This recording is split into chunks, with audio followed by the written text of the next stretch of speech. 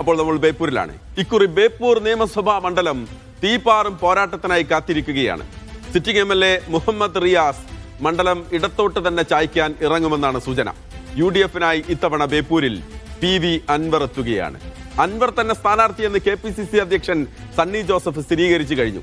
ദിവസങ്ങളായി ബേപ്പൂരിൽ തങ്ങി അനൌദ്യോഗിക പ്രചാരണം തുടരുകയാണ് അൻവർ. ഇന്ന് രാവിലെ ചാലിയത്തായിരുന്നു അൻവർ ഉണ്ടായിരുന്നത്. അപ്പോൾ ഒരു തെരഞ്ഞെടുപ്പിന്റെ മൂഡ് കേരളത്തിൽ ആദ്യം നമ്മൾ തുടങ്ങുന്നത് കണ്ടത് ബേപ്പൂരിലാണ്. നമ്മൾ ഇന്ന് വിശദമായി നോക്കുകയാണ് ആരാകും ബേപ്പൂർ സുൽത്താൻ എന്നുള്ളത്. ബേപ്പൂരിൽ നമുക്കറിയാം കഴിഞ്ഞ കുറേ കാലമായി ഇടതുപക്ഷത്തിന്റെ കോട്ടയാണ്. 67-ലും 70-ലും CPM-ന്റെ K ചാത്തുണ്ണി, 82-ൽ K മൂസക്കുട്ടി, 87, 91, 96 വർഷങ്ങളിൽ TK ഹംസ, 91-ൽ പക്ഷേ ഡോക്ടർ K മാധവൻകുട്ടിക്കെതിരെ TK ഹംസ നേടിയ ജയം ഇന്നും ഇടതുപക്ഷം തെരഞ്ഞെടുപ്പുകൾ ഉറക്കെ പറയുന്ന ഒന്നാണ്. ബേപ്പൂർ നിയമസഭാ മണ്ഡലത്തിൽ ഡോക്ടർ K മാധവൻകുട്ടി സ്വതന്ത്ര സ്ഥാനാർത്ഥിയായി മത്സരിച്ചപ്പോൾ UDF എതിർ സ്ഥാനാർത്ഥിയെ നിർത്തിയിട്ടില്ല എന്നുള്ളത് അന്നത്തെ കോലിബി സഖ്യം എന്ന പ്രയോഗത്തിന് അടിസ്ഥാനമായിരുന്നല്ലോ. കോൺഗ്രസ് ലീഗ് BJP സഖ്യം എന്നതിന്റെ ചുരുക്കെഴുത്താണ് കോലിബി എന്ന് നമുക്കറിയാം. പതിറ്റാണ്ടുകൾ കഴിഞ്ഞെങ്കിലും ഇക്കാര്യം നിരന്തരം വോട്ടർമാരെ ഓർമ്മിപ്പിക്കുകയാണ് ബേപ്പൂരിലെ CPM പ്രത്യേകിച്ച്. 2001-ൽ VKC മുഹമ്മദ് കോയ, 2006-ലും 2011-ലും എളമരം കരീം, 2016-ൽ വീണ്ടും VKC, 2021-ൽ അഡ്വക്കേറ്റ് മുഹമ്മദ് റിയാസ്. അപ്പോൾ 77-ലും 80-ലും നടന്ന തെരഞ്ഞെടുപ്പിൽ NP മൊയ്തീനിലൂടെ കോൺഗ്രസും ബേപ്പൂരിൽ അവരുടെ കൊടി പാറിച്ചിട്ടുണ്ട്. പക്ഷെ 44 കൊല്ലമായി ഉറച്ച ഇടത്ത് കോട്ടയാണ് ബേപ്പൂർ. അവിടെയാണ് അൻവർ എത്തുന്നത്. വാറിനെത്തുകയാണ്, തെരഞ്ഞെടുപ്പ് വാറിൻ അൻവർ എത്തുകയാണ്. അൻവർ വന്നത് നമുക്കറിയാം എങ്ങനെയെന്നുള്ളത്. അപ്പോൾ അൻവർ എത്തുമ്പോൾ എങ്ങനെയായിരിക്കും ഇനി അങ്ങോട്ടുള്ള ഒരു കാര്യം? റിയാസ് തന്നെയായിരിക്കും, ഒരു പക്ഷേ മുഹമ്മദ് റിയാസ് തന്നെയായിരിക്കും അവിടെ സ്ഥാനാർത്ഥി എന്ന് ഉറപ്പിച്ചു പോവുകയാണ് അവിടുത്തെ ആളുകളെല്ലാവരും. അപ്പോൾ റിയാസ് വേഴ്സസ് അൻവർ ഒരു പോരാട്ടം വരുമ്പോൾ ബേപ്പൂരിലെ സ്ഥിതി എങ്ങനെ പ്രവചനാതീതമാകുമോ എന്നുള്ളതാണ് തദ്ദേശ തെരഞ്ഞെടുപ്പ് നൽകുന്ന സൂചന. ഇത് നമുക്ക് വിശദമായി നമുക്കിപ്പോൾ മുഹമ്മദ് അസ്ലം ചേരും, അദ്ദേഹം പറയും എന്താണ് അവിടുത്തെ സൂചന. നമുക്കറിയാം പഴയ ബേപ്പൂർ പഞ്ചായത്ത്, ഒപ്പം തന്നെ ചെറുവണ്ണൂർ നല്ലളം പഞ്ചായത്ത്, അതൊക്കെ കോർപ്പറേഷന്റെ ഭാഗമാണെന്നറിയാം. അവിടേക്ക് ഏതെങ്കിലും തരത്തിൽ ചാഞ്ചാട്ടം വന്നിട്ടുണ്ടോ എന്നുള്ള കണക്ക് അസ്ലം കുറച്ച് കഴിയുമ്പോൾ വിശദമായി തന്നെ പറയും. നോക്കാം, MK രാഘവൻ നേടിയ ലോക്സഭയിലെ വോട്ട് 2019-ൽ ബേപ്പൂർ നിയമസഭാ മണ്ഡലത്തിന്റെ ആകെ കണക്കെടുത്ത് നോക്കുമ്പോൾ MK രാഘവൻ ഏതാണ്ട് 10,000-ലധികം വോട്ടിന്റെ ഒരു ഭൂരിപക്ഷം അവിടെ ഉണ്ടായിരുന്നു. 2024-ലേക്ക് വന്നപ്പോൾ അത് 19,000 വോട്ടിന്റെ ഭൂരിപക്ഷം MK രാഘവൻ, അതായത് UDF-ന് ആ മേഖലയിൽ ലോക്സഭാ തെരഞ്ഞെടുപ്പ് വരുമ്പോൾ അവിടെ മേൽക്കോയ്മയുണ്ട്. നോക്കാം, 2021-ലെ തെരഞ്ഞെടുപ്പിൽ മുഹമ്മദ് റിയാസ് 82,000 വോട്ട് നേടിയപ്പോൾ PM Niyas 53,000 vote, advocate Prakash Babu 26,000 vote. ഭൂരിപക്ഷം നോക്കൂ, മുഹമ്മദ് റിയാസിന്റെ ഭൂരിപക്ഷം ഇപ്പോൾ നമുക്ക് കാണാം 28,000 വോട്ടിൽ പരം ഭൂരിപക്ഷത്തിനാണ് റിയാസ്. നമുക്ക് അടുത്ത ഒരു കാർഡിൽ അത് കുറച്ചുകൂടി വ്യക്തമായി നമുക്ക് കാണാം എന്ന് പ്രതീക്ഷിക്കുകയാണ്. മുഹമ്മദ് റിയാസ് അതെ 28,747 വോട്ടിന്റെ ഭൂരിപക്ഷം. 2016-ലെ കണക്കൂടി ഒന്ന് വളരെ പെട്ടെന്ന് നമുക്ക് സ്ക്രീനിൽ നോക്കാം എന്ന് തോന്നുന്നു. 2016-ൽ വന്നപ്പോൾ അവിടെ VKC മുഹമ്മദ് കോയ ആയിരുന്നു, 69,000 വോട്ട്. VKC മുഹമ്മദ് കോയ, ആദം മുൽസി ആയിരുന്നു അന്ന് സ്ഥാനാർത്ഥി, ആദം മുൽസി 54,000 വോട്ട്. അങ്ങനെ വരുമ്പോൾ അവിടെ ഭൂരിപക്ഷം എത്രയായിരുന്നു? VKC മുഹമ്മദ് കോയയുടെ ഭൂരിപക്ഷം നമുക്ക് അടുത്ത നോക്കാം, എനിക്ക് മനസ്സിലായതാ 14,000 വോട്ടിന്റെ ഭൂരിപക്ഷം. 14,000 വോട്ടിന്റെ ഭൂരിപക്ഷമാണ് അവിടെ VKC മുഹമ്മദ് കോയക്ക് അന്ന് കിട്ടിയത്. അപ്പോൾ ഉറച്ച കോട്ടയെന്ന് LDF കരുതുന്ന ബേപ്പൂരിലേക്ക് അൻവർ വാറിനെത്തുമ്പോൾ എന്താകും സ്ഥിതി? മുഹമ്മദ് അസ്ലം ചേരുകയാണ്. അസ്ലം, ഞാൻ നേരത്തെ പറഞ്ഞതുപോലെ തദ്ദേശ തെരഞ്ഞെടുപ്പിന്റെ ഒരു ആത്മവിശ്വാസം UDF-ന് നൽകുന്നു. കാരണം ഏതാണ്ട് 1,000 വോട്ടിന്റെ വ്യത്യാസമേ ഉള്ളൂ. അപ്പോൾ ഈ പറയുന്ന ബേപ്പൂരിൽ എവിടെയൊക്കെ വോട്ട് സമാഹരിക്കാനാകും എന്നാണ് UDF കരുതുന്നത്. വിട്ടുകൊടുക്കില്ല എന്ന് LDF പറയാൻ കാരണം എന്താണ്? ബേപ്പൂരിൽ ഇത്തവണ എന്താകും കാര്യം?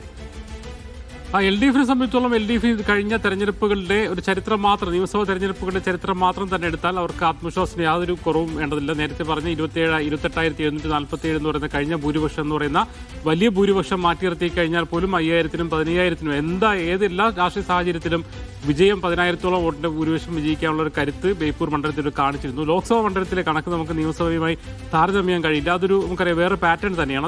അതേസമയം തന്നെ ഈ കഴിഞ്ഞ തദ്ദേശ തെരഞ്ഞെടുപ്പിൽ ചെറുതല്ല അത്യാവശ്യം നല്ലൊരു മാറ്റം കാണിക്കുന്നുണ്ട്. കാരണം 4 സെഗ്മെന്റുകളാണ് ശരിക്കും ഈ തദ്ദേശ ഇതിലുള്ളത്. ഒന്ന് ഫറൂഖ് മുനിസിപ്പാലിറ്റി, അതോടൊപ്പം തന്നെ രാമൻട്ടെ മുനിസിപ്പാലിറ്റി, എപ്പോഴും UDF-ന്റെ കൂടെ എന്ന മുനിസിപ്പാലിറ്റികളാണ്. ഇത്തവണ വലിയ ഭൂരിപക്ഷത്തോടു കൂടി അവിടെ തിരിച്ച് UDF നിലനിർത്തുകയും ചെയ്തു. കടലുണ്ടി പഞ്ചായത്ത് CPM-ന്റെ കോട്ടയാണ്, ആ CPM കോട്ട അവർ കാക്കുകയും ചെയ്തു. പിന്നെയുള്ളത് കോർപ്പറേഷൻ മേഖലയാണ്. 14 വാർഡുകളാണുള്ളത് ബേപ്പൂർ നല്ലളം ഭാഗത്തെ 14 വാർഡുകളിൽ.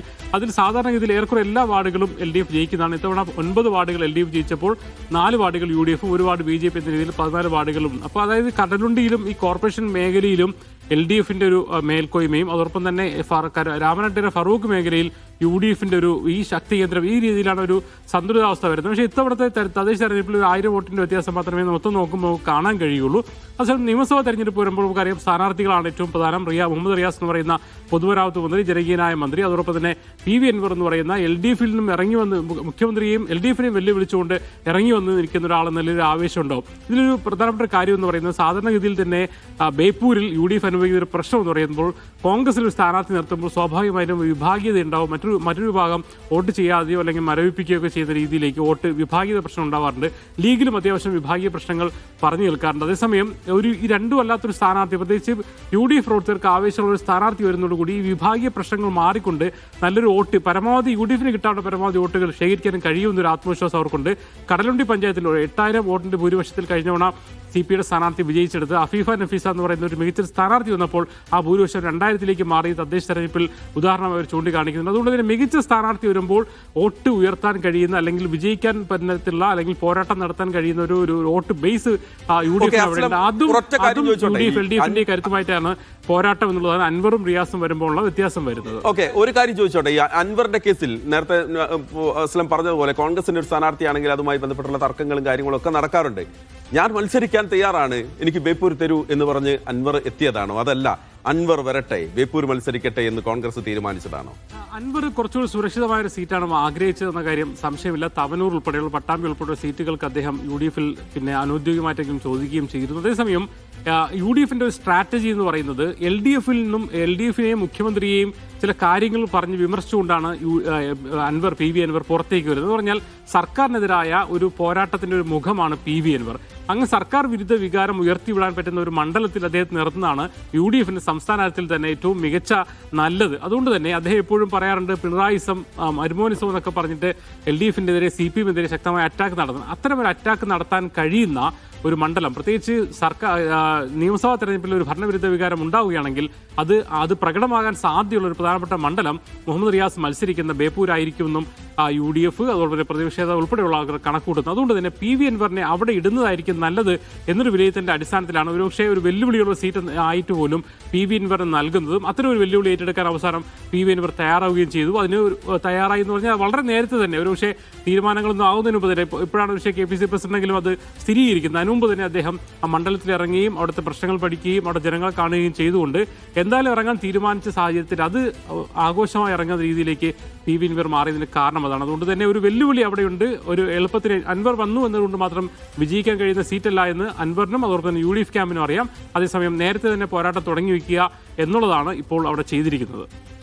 ഓക്കെ, മുഹമ്മദ് അസ്ലം പറയുന്ന അവിടെ ഒരു വലിയ ഫൈറ്റിനുള്ള സാധ്യതയുണ്ട് അൻവർ വന്നതോടുകൂടി. പക്ഷേ മുഹമ്മദ് റിയാസ് ആണ് കഴിഞ്ഞ തവണ റെക്കോർഡ് ഭൂരിപക്ഷം നേടിയ ഒരു സ്ഥാനാർത്ഥിയാണ്, മന്ത്രിയാണ്, നമുക്കറിയാം.